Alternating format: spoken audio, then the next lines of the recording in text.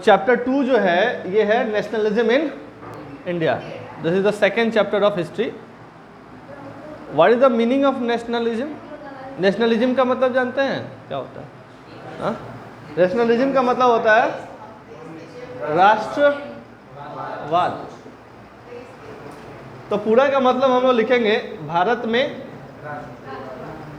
में ये इंपॉर्टेंट, ये चैप्टर जो है बहुत इंटरेस्टिंग है। दो तीन चीजें पहले समझ लीजिए चैप्टर पढ़ने से पहले। पूरे 10th क्लास में हिस्ट्री में सबसे ज्यादा इंटरेस्टिंग चैप्टर आपको ये लगेगा। क्यों लगेगा? क्योंकि इसमें वर्ल्ड हिस्ट्री नहीं है, आपके देश का हिस्ट्री है। ये मॉडर्न हिस्ट्री है आपके देश का, ठीक है ना। और गांधी जी आएंगे इसमें, ठीक है, भगत सिंह आएंगे, राजगुरु आएंगे, सुखदेव आएंगे, लाला लाजपत राय आएंगे, सब लोगों के बारे में पढ़ना है, ठीक है। तो बहुत इंटरेस्टिंग भी है और बहुत इम्पॉर्टेंट भी है आगे के लिए, फॉर कॉम्पिटिशन्स के लिए भी बहुत इंपॉर्टेंट है। मैक्सिमम क्वेश्चन इससे अराइज किए जाते हैं। आप बीपीएससी वगैरह के एग्जाम में यदि बैठोगे आगे चल के, ठीक है, तो बीपीएससी में, यूपीएससी में मैक्सिमम क्वेश्चंस कहाँ से आते हैं? मॉडर्न हिस्ट्री से आते हैं। और इंडियन नेशनलिज्म जो है, नेशनलिज्म इन इंडिया, उसमें फेवरेट एक टॉपिक रहता है उनका, ठीक है। तो बहुत ध्यान से पढ़िएगा और मैं उम्मीद ये करता हूँ कि आपको एकदम एक इंटरेस्टिंग कहानी की तरह इसको पढ़ाएं, ठीक है। समझ रहे हो? जो लोग नए आए हैं थोड़ा सा कॉपी वॉपी आप लोग बना लीजिएगा, नोट डाउन बहुत सारी चीज़ों को हम करवाएंगे। तो this is your first class. अगले टाइम से जब आइएगा तो एक कॉपी जरूर लेके आइएगा, नया कॉपी लेके आइएगा, ठीक है ना। कंबाइंड उसी में अपना लिख लीजिएगा हिस्ट्री, ठीक है। समझ रहे हो ना? अच्छा, आप लोगों ने भी पढ़ा होगा भारत में जो ईस्ट इंडिया कंपनी थी, इसके खिलाफ बगावत शुरू हुई, तो वो भारत के लोगों ने किससे इंस्पायर्ड होकर ये शुरू किया था? Do you have idea about that? बहुत बढ़िया। कौन सा रिवॉल्यूशन? फ्रांस में रिवॉल्यूशन हुआ। फ्रांस में, रसिया में हुआ रिवॉल्यूशन, ठीक है। तो फ्रांस और रसिया में जो रिवॉल्यूशन हुआ, जो क्रांति आई वहाँ पे, और क्रांति के वजह से जो बदलाव हुए वहाँ पे, जो डेवलपमेंट हुआ वहाँ पे, तो लोगों को लगा कि हम भी यदि रिवोल्ट करें, क्रांति करें, तो भारत में भी बदलाव लाया जा सकता है और ईस्ट इंडिया कंपनी को जड़ से उखाड़ करके फेंका जा सकता है, ठीक है ना। तो वहाँ से फ्रेंच रिवॉल्यूशन एक बहुत बड़ा इंस्पिरेशन था इंडियन नेशनल मूवमेंट में, ठीक है। क्लियर है? अच्छा, दूसरा,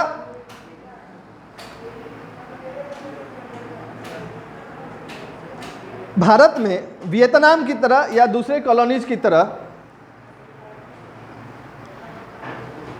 जो मॉडर्न नेशनलिज्म का ग्रोथ हुआ, वो क्यों हुआ और किसके खिलाफ हुआ? वो खिलाफ हुआ कॉलोनियल गवर्नमेंट। कॉलोनियल गवर्नमेंट मतलब ईस्ट इंडिया कंपनी, ठीक है। 200 सालों तक शासन किया आपके देश पे, ठीक है। और आपको क्या लगता है 1947 में वो लोग खुद से चले गए क्या कि लीजिए आपका देश है ना, ये पाकिस्तान है और ये भारत है, अब हम जा रहे हैं? चला गया लोग क्या? नहीं। बहुत बहुत एक्सट्रीम लेवल का स्ट्रगल करना पड़ा था, ठीक है।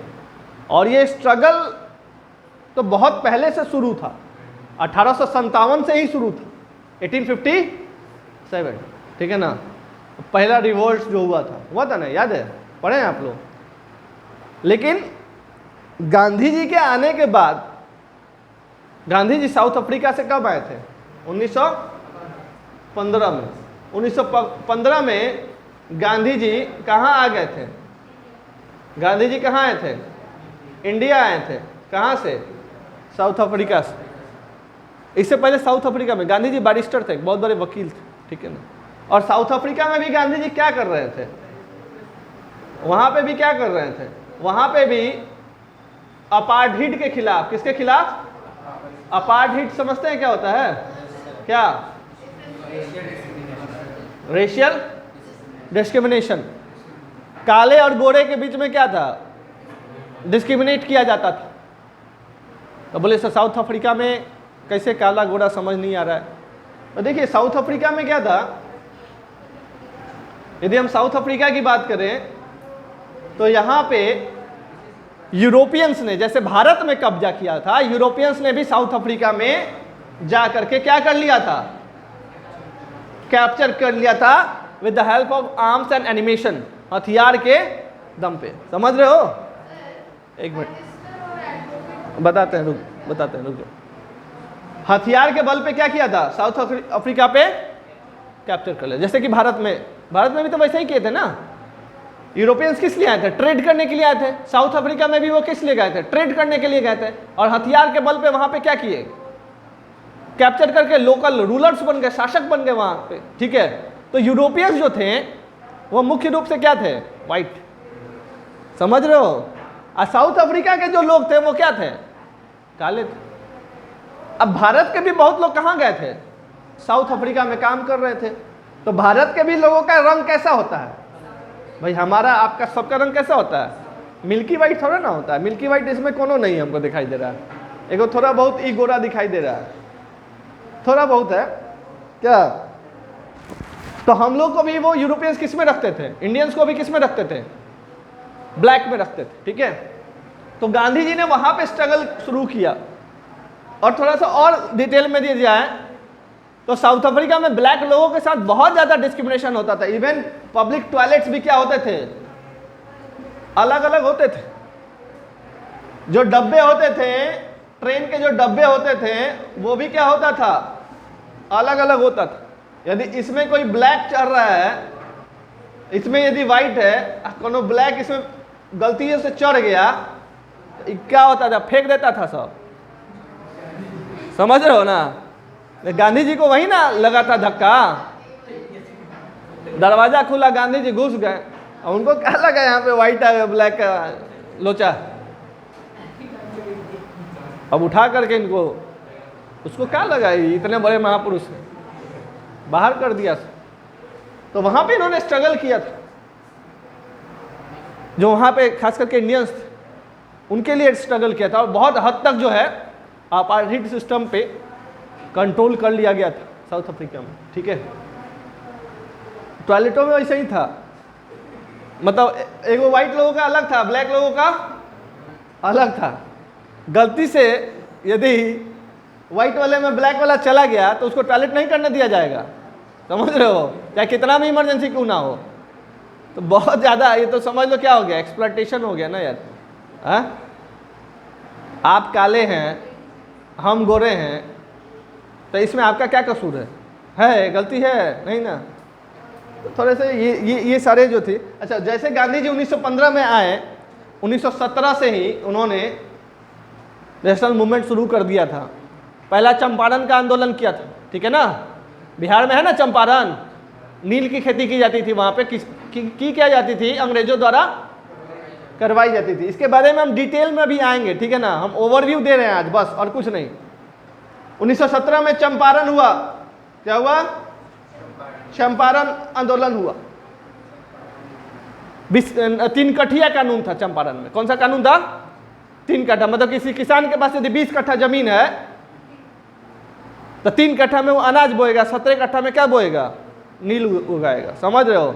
और नील उगाने से क्या होता था, जमीन की जो फर्टिलिटी होती थी, यदि 2 साल लगातार नील उगा लिए तो फर्टिलिटी क्या हो जाती थी, जमीन की खत्म हो जाती थी। फिर क्रॉप उगाने के लिए भी उसके पास जमीन नहीं होती थी, भूखमरी का शिकार हो जाता था।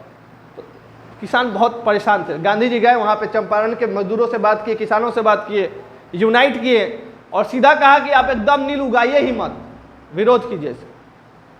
फिर 1918 में खेड़ा आंदोलन हुआ। कौन सा? खेड़ा, गुजरात में कोई जगह है। ठीक है, और 1918 में ही अहमदाबाद का मील मजदूर सब का क्या हुआ था, अहमदाबाद में मील मजदूर सब का आंदोलन हुआ था। ठीक है ना, बताएंगे इसके बारे में एक। फिर 1919 में क्या हुआ, बट 1919 में जालियांवाला हुआ ना। फिर 1920 में लंदन का ऑपरेशन शुरू हुआ, नागपुर सेशन में फैसला लिया गया ठीक है। कांग्रेस का नागपुर में जो सेशन हुआ था 1919, 13 अप्रैल 1919 में क्या हुआ था? जालियांवाला मैसेकर हुआ था, पता है ना, अमृतसर में निर्दोषों को जनरल डायर जो है मार दिया था, एकदम गोली चलवा दिया था। ये सब हम लोग करेंगे। तो गांधी जी जो थे, इनका लाठी से लेकर सब पे हम डिस्कस करेंगे। लाठी जो रखते थे ना, वो भी बहुत स्पेशल लाठी था, ठीक है। तो गांधी जी का बहुत इंपॉर्टेंट रोल रहा देश को आज़ाद कराने में। ऐसे ही नहीं नोट पे अभी तक फोटो चल रहा है उनका, समझो ना, कितने महापुरुष हुए कि नहीं, लेकिन अभी तक गांधी जी का है ना वैल्यू भाई। भूखे मर जाइएगा यदि फोटो ना रहेगा उनका नोट पे तो। बोलो कोई लेगा जी? हैं? तो ये चीज़ है। तो हाँ, अरे तो ये हम लोग बाकी चीज़ें जो है